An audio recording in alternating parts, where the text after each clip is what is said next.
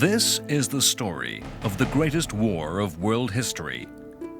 It's the story of a terrible time, an age when the most wicked evils were perpetrated.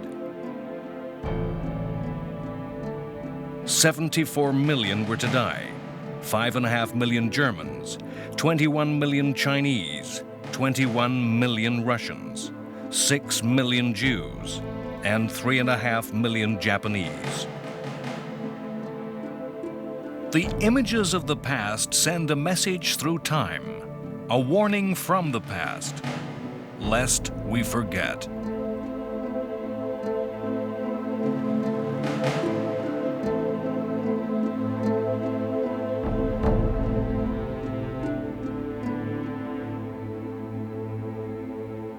March 1933. A new Chancellor of Germany is elected. He does not seize power with conspiracy. He uses no violence. He is made Chancellor according to the laws of German democracy. A democracy he has openly and truthfully promised to destroy. He promises openly and truthfully to end the unfinished business of World War I, with blood if need be. He is Adolf Hitler. World War II was unfinished business.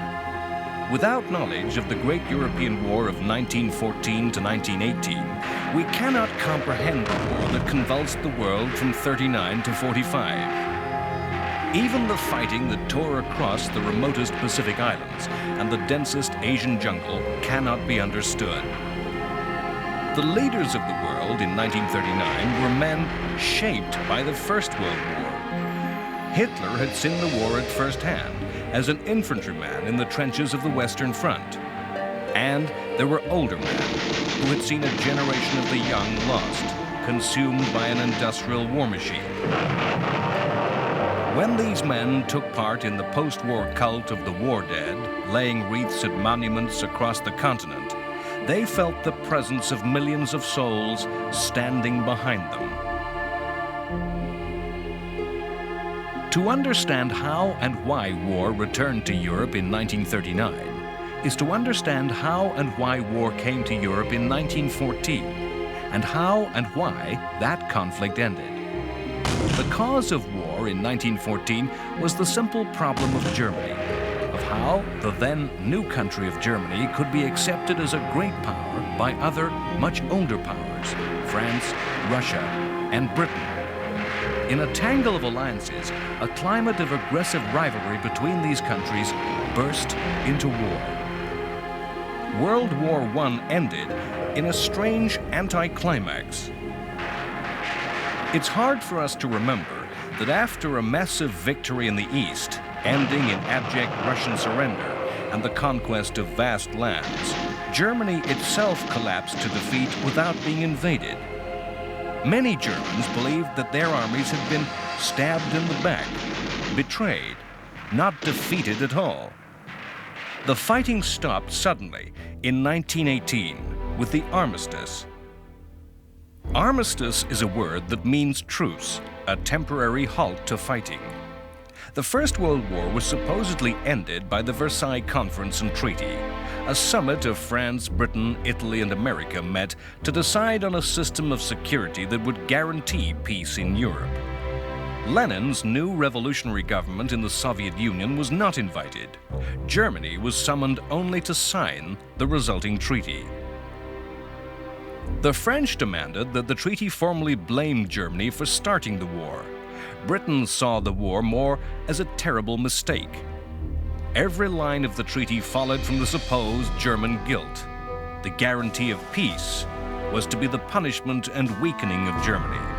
In fact, each line was a recipe for a future renewed war. Germany lost territory in the east where huge areas had been won from Soviet Russia. These gains of what in later years would be called Lebensraum, living space, were taken away and used to create a new nation, Poland. A high-minded and noble idea was that states should be decided by nationality. Therefore, the Polish had a country of their own, rather than living as minorities in Germany or Russia. But in drawing the new map of Europe, the principle of nationality was forgotten at Germany's expense. The new Poland was given access to the sea, and in the process, millions of Germans became a minority in Poland. The new Czechoslovakia was to be given defendable borders and included millions of Germans, the Sudeten Germans, and a minority of disaffected Slovaks. Contrary to the basic principle of nationality, German-speaking Austria was forbidden to unite with Germany, lest the two countries combine their strength. Versailles created a Europe where Germany, still a big, powerful country, was bordered in the east by weak, smaller countries with whom Germany now had scores to settle. The fighting had devastated huge areas of northern France and nearly bankrupted the economies of both Britain and France. The Versailles settlement insisted that Germany pay reparations. Huge sums were to be paid to pay off the debts of France and Britain, repaying money loaned by America. The sums were unimaginably large, crippling the German economy.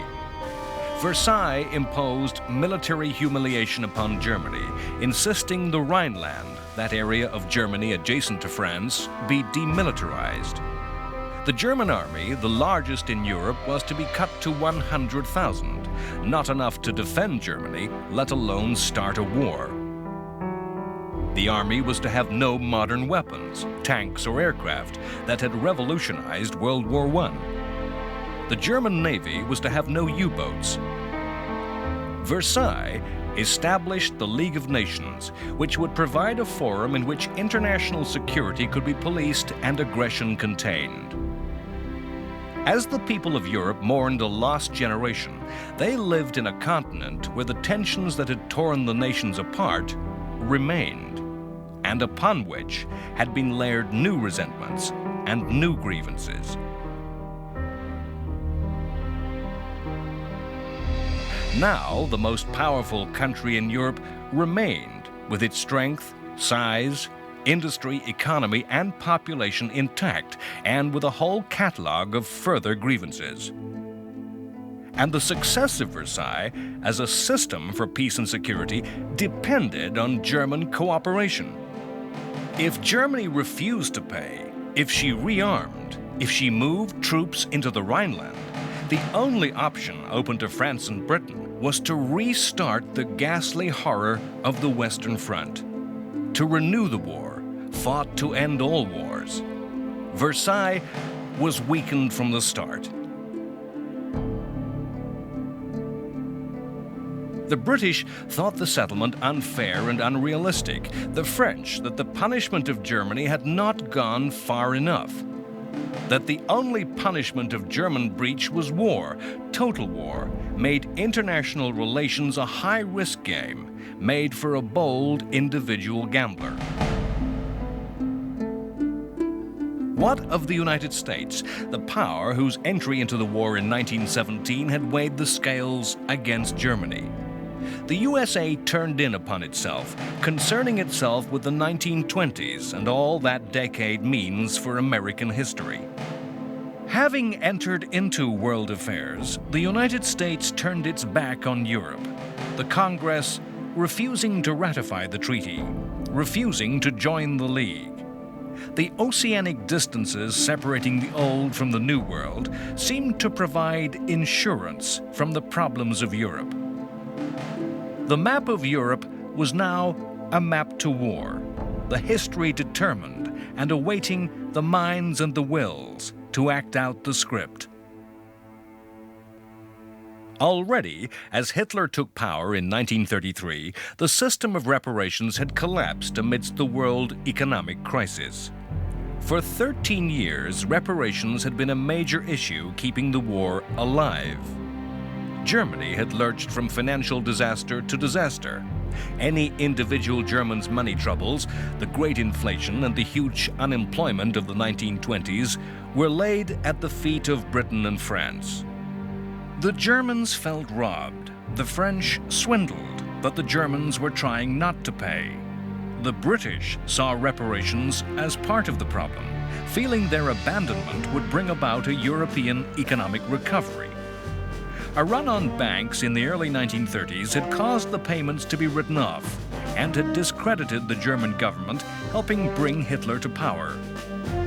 The 13 years of fighting over money helped destroy the Versailles settlement.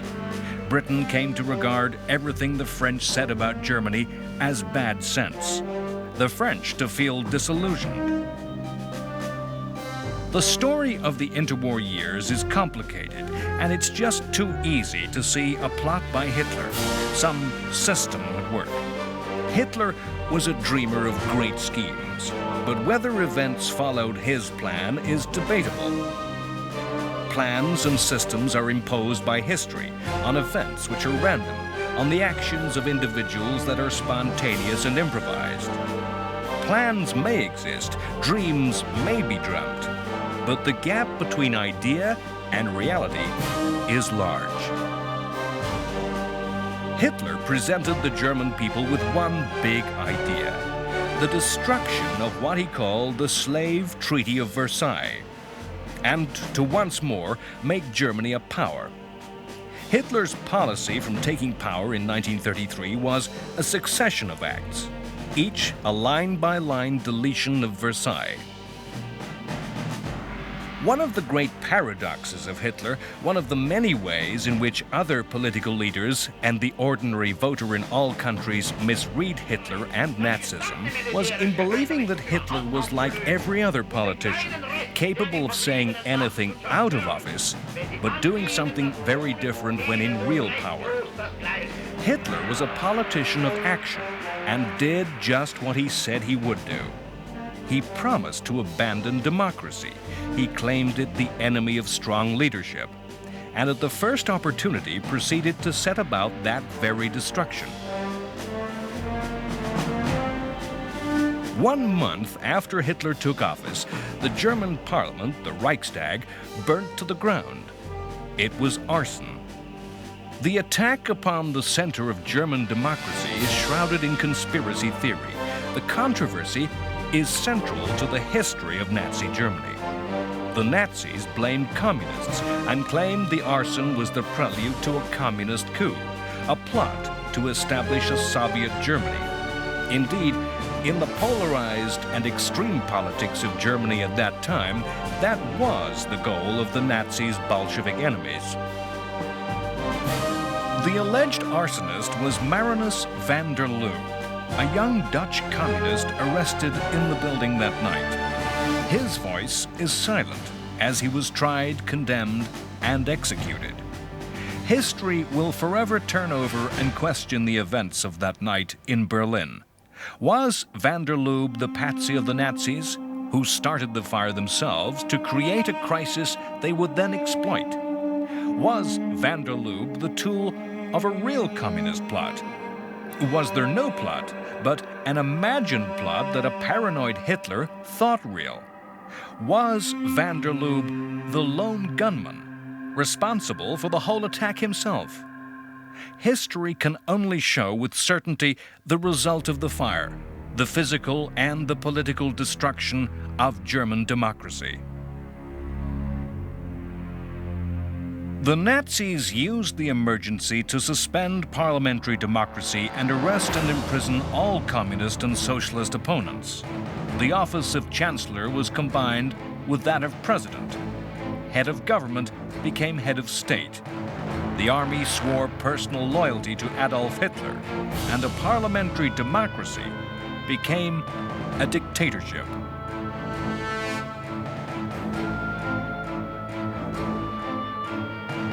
Vague and fanciful ideas of Jewish responsibility for the war, which seemed eccentric when the Nazis were an opposition party, were turned into real action. According to Hitler, the Jews sought the destruction of the Aryan Nordic German peoples and had caused war between Britain and Germany. Hitler believed the Jews were using Slav people via Soviet communism to threaten the German race. The result was persecution of Jewish people and businesses, both formal and informal. that spread to all parts of German society.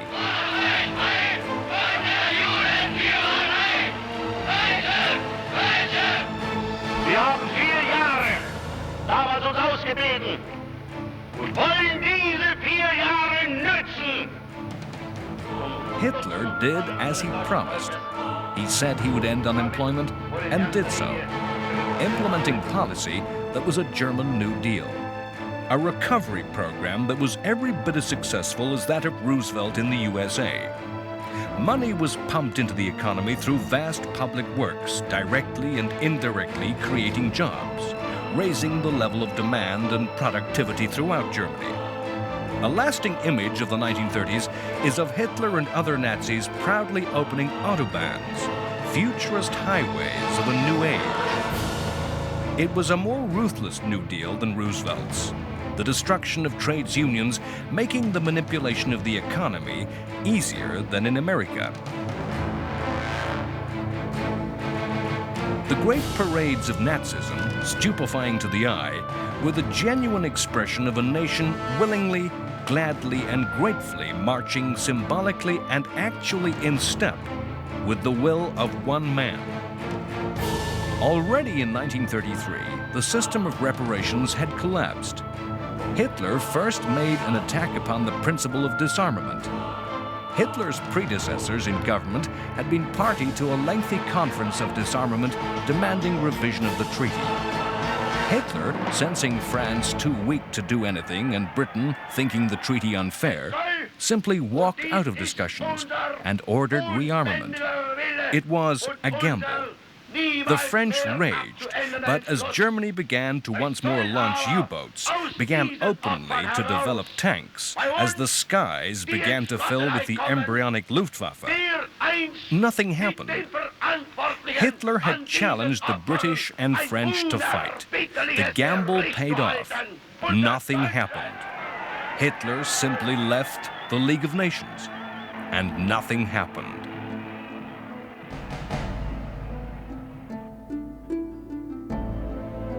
In March 1935, Germany reclaimed the Saarland.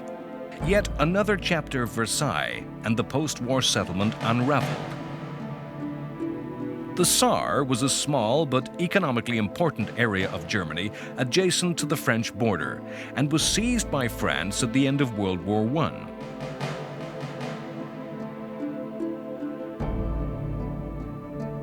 The Versailles Treaty promised that after 15 years of French occupation, the population of the Saar could vote to choose French rule, German rule, or independence. It was now 2 years into Hitler's regime. Any Saarlander knew that union with Germany meant joining an aggressive militaristic dictatorship, that it would be a democratic vote to end democracy. The people of the Saar were as educated, as intelligent as any European people. The issues at stake were fully and openly debated. The French made a strong and attractive case for retention of their rule. The voting was free and fair, internationally monitored. 98% chose Germany, chose Nazism, chose Hitler.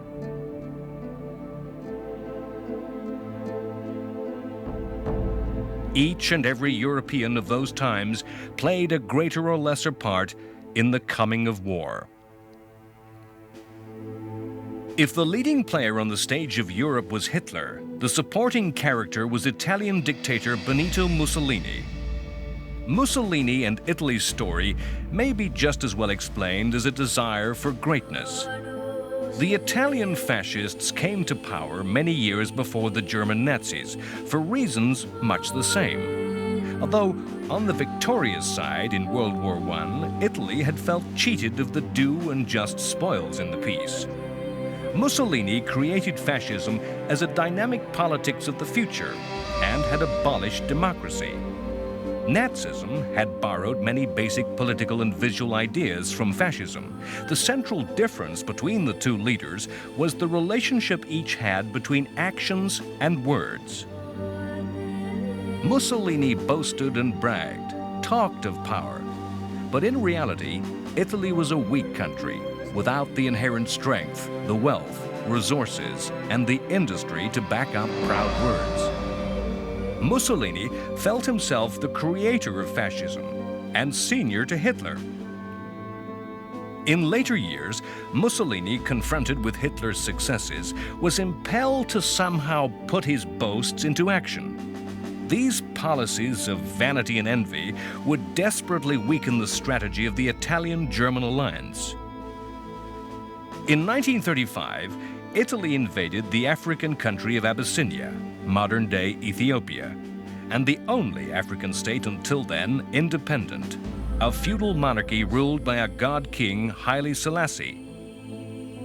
The two countries had fought in the 19th century, when Italy had been defeated by an African army. Mussolini wanted revenge.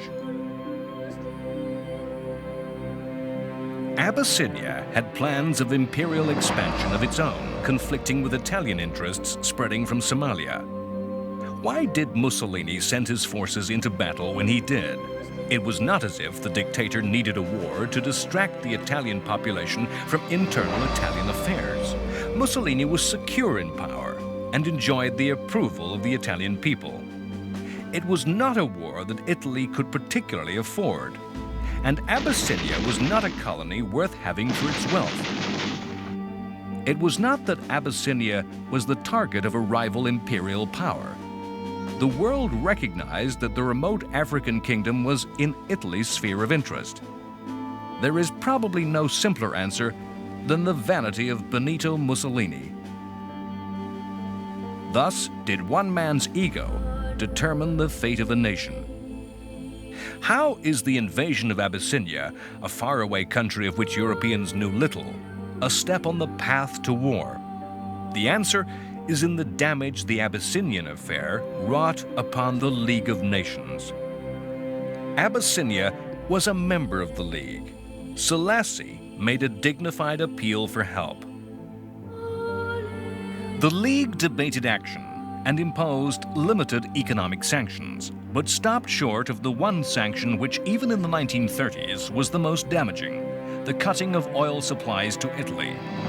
Before any further action could be taken, the League was presented with the fait accompli of an Italian victory. Mussolini proclaimed the Italian king the new emperor of Abyssinia. Hitler watched these events at a distance. Germany, although not a member of the League, scrupulously observed the sanctions against the Italians. Hitler watched the inability to act, to agree action against aggression, and decided on his next move: the reoccupation of the Rhineland. The Treaty of Versailles forbade Germany from placing troops opposite the French border. On March 7, 1936, Hitler ordered his army to cross the Rhine. It was a gamble. Had France decided to go to war, Germany had not yet built up its strength to have any chance of resisting invasion. It was a gamble Hitler won. France would not start a war alone. The British public would not countenance military action. The British did not think in terms of giving in to Hitler, rather that the Germans were simply justified retaking full control of their own territory. The reoccupation of the Rhineland has been described as the real end of World War I and its aftermath. After this time, Germany ceased to right the wrongs of Versailles and moved to aggressive expansion. From the perspective of generations later, it's hard to realize the novelty of Hitler's tactics in the international politics of the 1930s. The whole ethos after World War I was disarmament and arms control. A world where politicians hid their strength, said they had less guns, tanks, and aircraft, where nations hid the fact that they were building larger ships. In 1934, in the British Parliament, there had been angry exchanges between Prime Minister Baldwin and maverick backbencher Winston Churchill over the true size of the German Air Force. Churchill wildly and wrongly claimed that the Germans had a secret air force already many times stronger than the RAF. Hitler turned this world upside down and claimed a greater strength than he had. In a paranoid climate of alleged secret forces, nobody ever suspected a country would overstate its strength.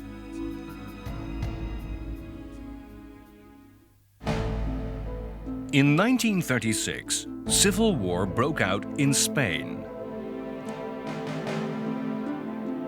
In 1931, Spain, an old-fashioned, traditional country, had become a republic, and a process of change and reform begun. Conservative Spain was alarmed by the changes, and in 1936, the election of a government of communists and socialists caused elements of the army to break out in open rebellion. Whether this revolt was part of a grand fascist conspiracy is doubtful. The Spanish generals were too aware of their country's long history as a great power to be anybody's puppets.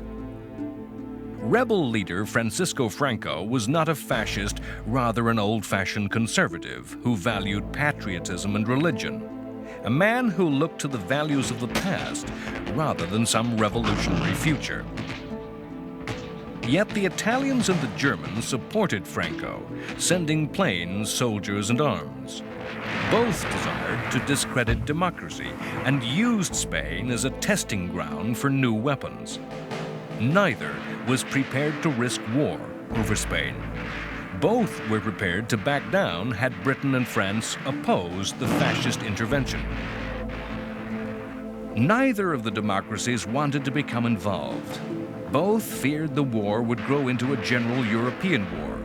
Once again, Hitler bluffed, and the democracies backed away. Soviet Russia supported the Republican government out of solidarity with the communists, who increasingly came to dominate the direction of the Republican War, and also out of a hard-nosed decision to create mayhem on the far side of Europe, distracting and dividing would-be enemies. The war might have ended quickly with defeat of Franco's rebels had the democracies supported the legitimate government.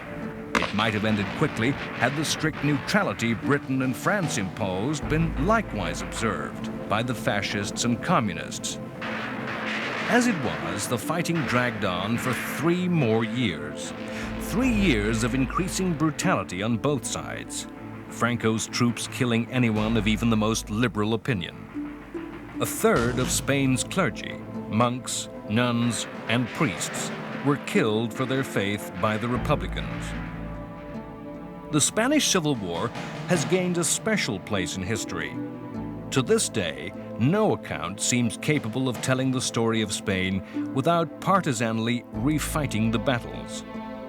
The mythology of the International Brigade, the few thousands of young left-wing idealists from the democracies who joined to fight fascism, paints the war in a romantic light.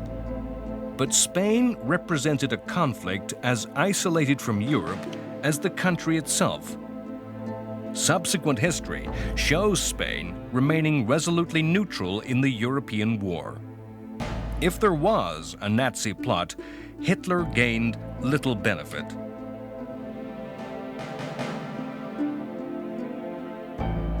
Some of those young men who fought for the Republican cause were from the United States.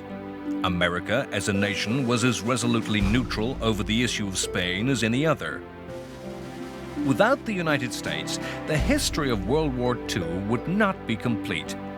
But America is the empty space upon the world stage of the interwar period. Throughout the 1920s and 30s, America gazed inward to its own complex society. While American ideas had been responsible for much of the idealism that permeated Versailles, the Congress of the U.S. refused to ratify the treaty. America was to have nothing to do with the League, nothing to do with policing the system of security that the treaty created. America had vast problems of its own, dealing with the economic chaos of the Great Depression and the Wall Street crash. It was chaos that affected industry and agriculture alike, causing mass unemployment and huge internal movements of population. It was a time of civil unrest, with mass protests before the White House. General Douglas MacArthur earned himself a different niche in history, as he commanded U.S. troops to prepare to fire on U.S. citizens. A bizarre side street of history is that in 1930, many serious strategic thinkers and military experts thought that if any major war were to break out in the world in the next 10 years, it would most likely be contested between the United States and Great Britain. The isolationism of the U.S. was traditional in a society 2 oceans away from the rest of the world. In 1932, a new type of politics came to power in America with the election of Democrat Franklin Roosevelt. It looks, my friends, like a real landslide this time. In the New Deal, American interests were ever more closely focused on affairs at home and not across the seas. America was, in fact, to become the most deadly enemy of Hitler in the coming war. The underestimation of America was the Nazi dictator's greatest mistake. America was held by Hitler to be a country of no threat, racially weak, dominated by Jews, contaminated by its African-American population. The isolationism of the United States was reflected in its military strength. The USA could threaten no nation in the 1930s. While Germany thought the restricted 100,000-man army an insult, the United States Army was freely kept by Congress at around 135,000. Weak forces meant the views of the USA, even had she chosen to speak, would have been of little import. In 1935, Congress reinforced the wall against the world by passing the Neutrality Acts. These laws were the products of a conspiracy theory that U.S. arms manufacturers had engineered America's entry to the First World War. The new laws prevented U.S. arms sales to any nation at war. If Hitler paid little interest in the USA, across another ocean, the Empire of Japan viewed America with envy and aggression.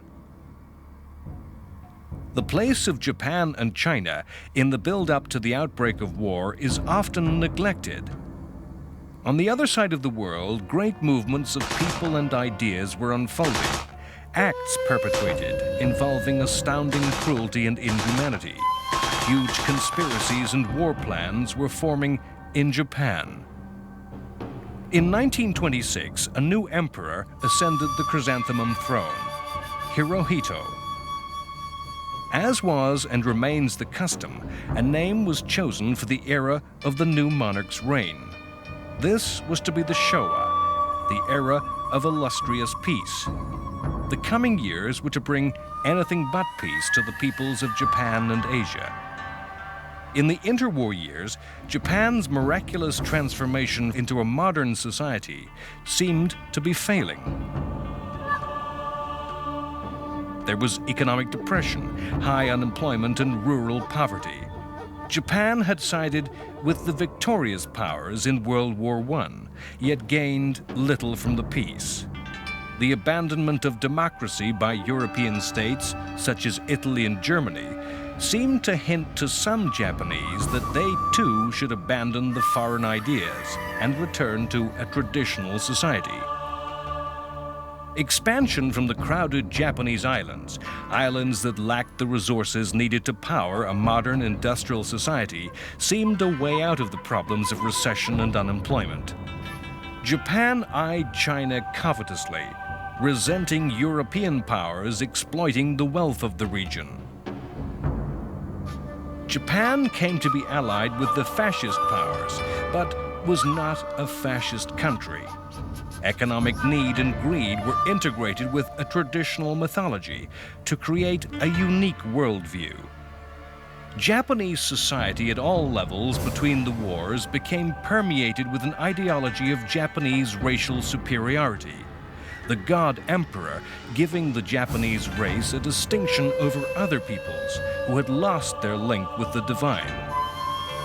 This ideology saw a future war in which enlightened Japanese liberated the less fortunate of Asia, and a war of world domination that would be fought against the United States. As a developed industrial country, Japan shared in the industrialized nation's exploitation of China. Various treaties had allowed these countries concessions of territory inside China, with the right to station troops. The British territory of Hong Kong was the model. From this presence, Japan planned to expand. In 1931, Japan had faked an attack by Chinese troops upon Japanese forces in Manchuria.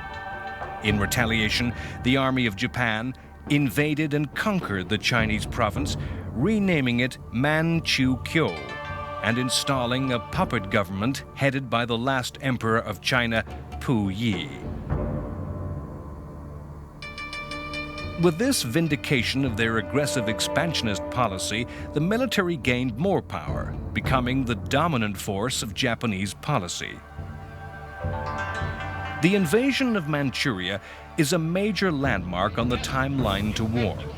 It was the first blow in the death of 1,000 cuts that was inflicted upon the League of Nations. A whole year after the Japanese completed their conquest, the League issued a report, carefully and worthily written, that condemned Japan's action. Nothing happened. Japan left the League. This was a whole year before Hitler's rise to power. In November 1936, fearful of Russian communist ambition in the Far East, Japan formed a pact with Germany and Italy, the Anti-Comintern Pact, directed against communist expansion. This was not a relationship of great trust or shared ideology, more of expedience and fear of a common enemy. Japan knew that Nazism's white supremacism could never be reconciled with their own racial supremacy. In 1937, full war broke out between China and Japan. The reason again, a faked attack by China upon Japanese troops. The Chinese, led by the aggressive Chiang Kai-shek, fought back. The war was to be long and vicious from the very start. In December 1937, the Chinese capital of Nanking fell. As many as perhaps as 1/3 of a million Chinese were killed in an orgy of murder, rape, torture, and looting. In 1937, 1/2 of the World War had already begun. Chinese historians believe this was the start of World War II.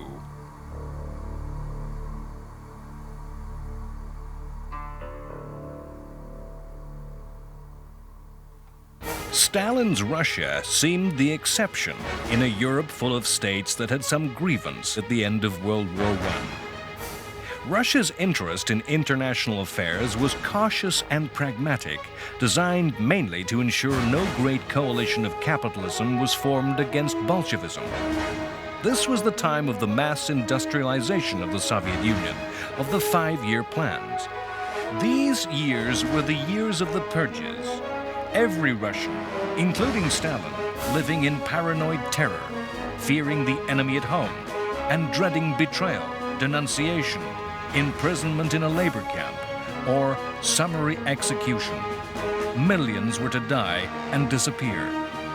Of course, in the despotic terror of Stalinism lay a fearful dilemma for the democracies, which explains much of what has come to be called appeasement. In the 1930s, who was worse, Hitler or Stalin? To Western Europe, Bolshevism seemed far the greater evil, and Hitler at least a stern anti-communist.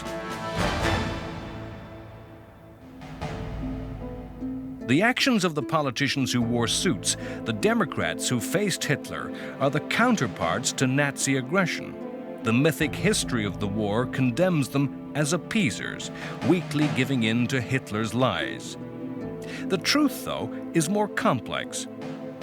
As soon as the Versailles Treaty was agreed, because the victorious powers had no sanction other than renewed war, negotiation, concession, compromise, appeasement became the way of dealing with problems. At the start of the 1930s, British policy was in the hands of James Ramsay MacDonald, Britain's first socialist prime minister and a man who had been an active pacifist in the First World War.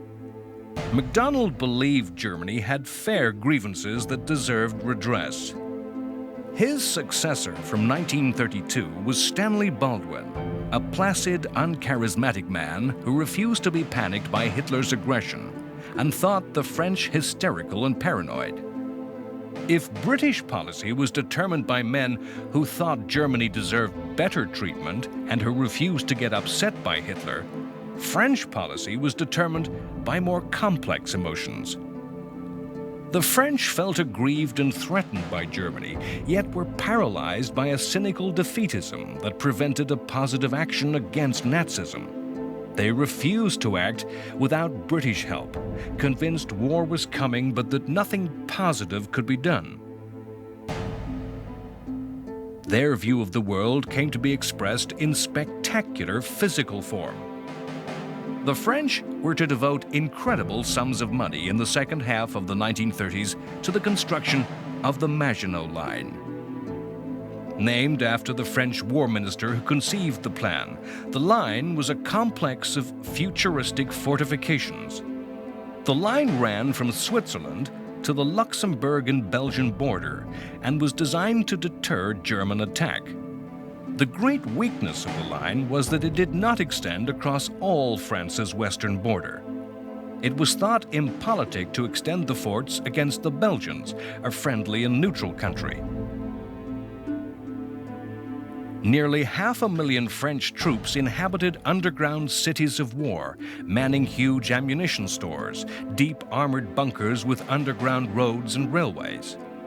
The rigidity of the Maginot Line reflected the French strategic mind. People who gaze into the future too often only see their past, and France could not imagine a future war which did not begin with a German attack in the West upon France. While building its wall in the West, France made defensive alliances in the East. But with what states did France make these defensive alliances? Czechoslovakia and Poland.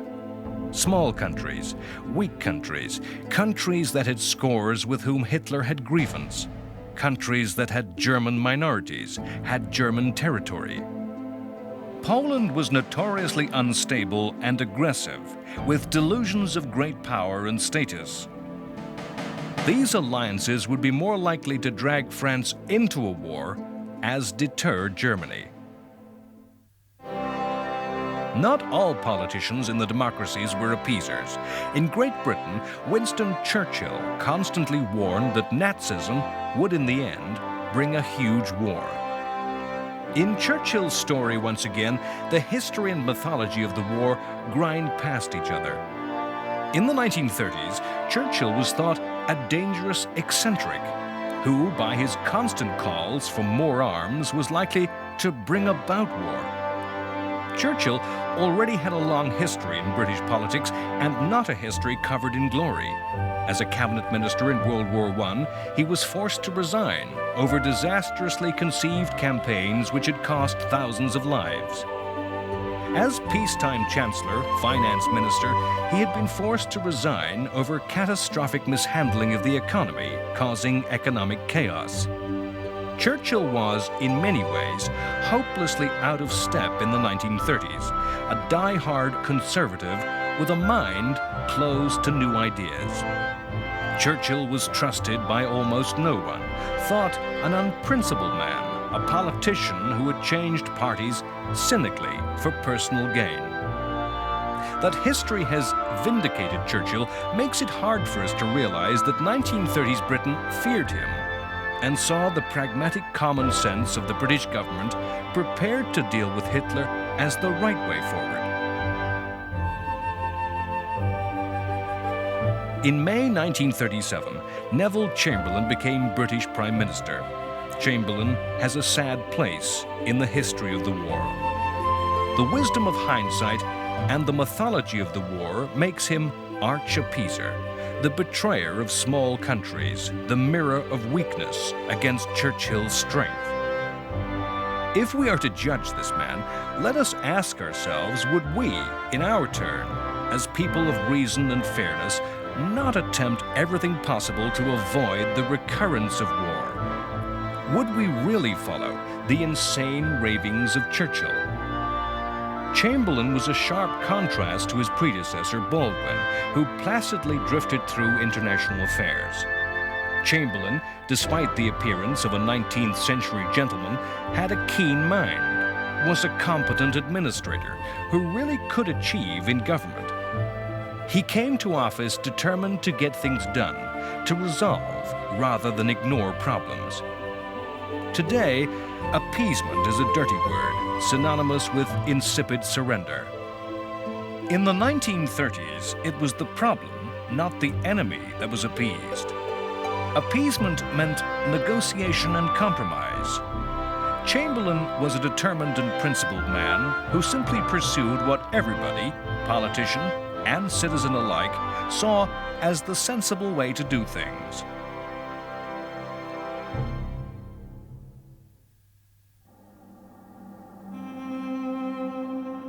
Some historians see the German annexation of Austria in 1938 as the start of the countdown to World War II, all previous events being the undoing of the punishments laid upon Germany at Versailles.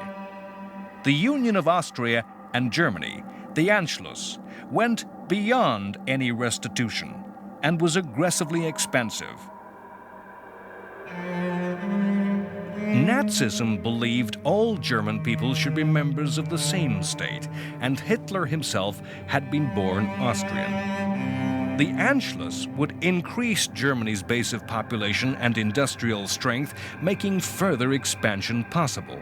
It would be the first move in pushing Germany's frontier to the east, which Hitler believed Germany's destiny.